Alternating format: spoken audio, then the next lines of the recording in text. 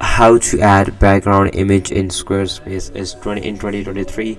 Hi guys, welcome back to another video. In this video I'm gonna show you how to add background image in Squarespace. So let's get started. Let's get into it. First, you all need to do is to go on your open your dashboard of Squarespace. You will see I already created my website. This is for the trial version for the video purpose. And you will see there is no title here, so all you need to do is to go on website, simply click on that options.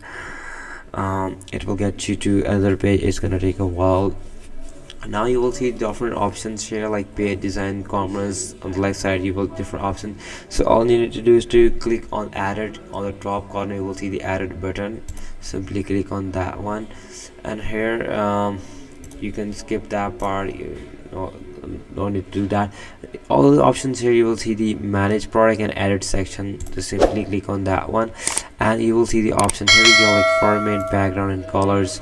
And if you just click on background, you can add an image. You can add your own image, whatever you want. You can change your image, you can change your color. You will see the lightest one, lightest two, different darkest and brightest color. And you can also change the format, the layout, and different horizontal. You can ratio and alignment.